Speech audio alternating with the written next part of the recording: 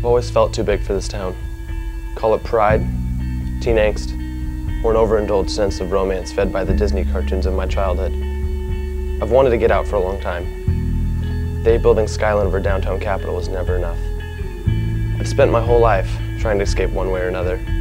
One particularly dull summer, my neighbor and I spent days digging a hole to see where we'd end up.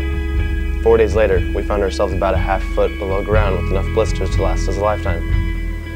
This exploit was given up quickly. It was much more common that I sought my freedom in the pages of whatever book I got my hands on that day. I've always been fascinated by the ability to capture events and emotions and refine them on a page. Before I was old enough to understand how letters came together to form words, I remember watching over my mother's shoulder as she read aloud to me. There was something magical about the connection between story and page. As far as I knew, the story was something alive and moving, and yet somehow someone had managed to trap a story between two cardboard covers. More than anything, I wanted to learn this magic. I could only imagine the freedom these writers must have felt. The freedom that felt so foreign in this land of SUVs and soccer moms. My childhood was spent devouring books, immersed in adventure that far surpassed anything I had experienced on the suburban streets of my neighborhood. It was not long before I began to write stories of my own. One can only remain content with observing for so long. My room quickly became home to countless notebooks and journals hidden from the prying eyes of my sisters. They were filled with unfinished stories that lacked a definitive beginning, middle, or end. Characters disappeared without warning, and more often than not, I would stop mid-sentence, suddenly bored, and begin with a new tale altogether. Back then, I wasn't writing to try to make sense or communicate, or even to better myself as a writer. I wrote because stories were there.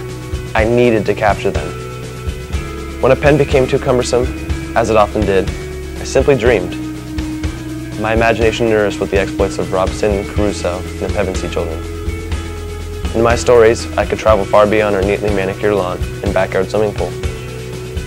I was more than a restless kid from the suburbs, with an overactive imagination and an impressive collection of partially filled composition notebooks. My writing was my escape. On paper, no one could tell me where to go, or when and how I was supposed to get there. The freedom was intoxicating and bittersweet.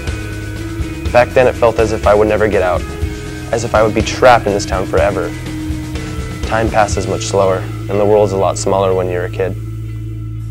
While my pen could take me to worlds far beyond my bedroom walls, my reality was limited to the neighborhood streets that I roamed on my bicycle. The future was very abstract and far away. I never gave too much thought to it. As much as I longed to leave, my imagined escape was always an immediate one, and it usually involved some form of the circus. These days, things are moving a lot more quickly, and the future has turned from a fuzzy dream to a fast approaching reality. I found that I've often forget to write for myself now. I write literary commentaries on books that I have no particular interest in, that I gain very little pleasure in reading.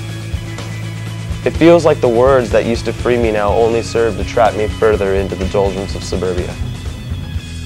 I don't search for stories the way I used to. I've become very concerned with growing up as of late. Events that used to be years away are now counted down by months and days. Escape is no longer an overindulged fantasy, but something that is frighteningly real. And despite the countless stories and the relentlessness that not even my most fantastical adventures could satisfy, I'm not sure if I'm ready. I'm 18 years old, technically an adult, and yet still I change my mind on what seems like a daily basis about what I want to be when I grow up. Right now, I would be more than content with knowing what it even means to grow up. Is it falling in love, or having your heart broken? Is it realizing that the world doesn't revolve around you, or actually acting like it doesn't? Is it finally figuring out what you want to become once you're grown up? This is the part where I would have the answers if I was grown up. I would share witty anecdotes and sage wisdom that I had gained during my own coming of age. I would have answers and advice, but as it is, such an analysis would be untimely and premature. If only there was a date marked on the calendar. Today you grew up, and I would wake up that day and finally feel ready. But I don't think it works that way. I don't think that growing up can be marked or pinpointed to a single event. I think it's a series of events, of relationships, of people, and of places that continue to shape who you are, rather than a single static happening. Growing up means having it all figured out. I think I'll be all right with not growing up. I write because I don't have it figured out. Because there are things that continue to confound me and capture my imagination. Because with a pen in my hand, I can become whoever I want without having anything figured out.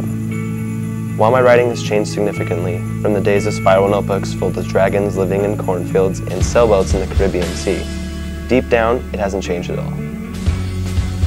Writing is about forward motion, the progression and the development of feelings and ideas. If being grown up is static and unmoving, then I think I can do without it.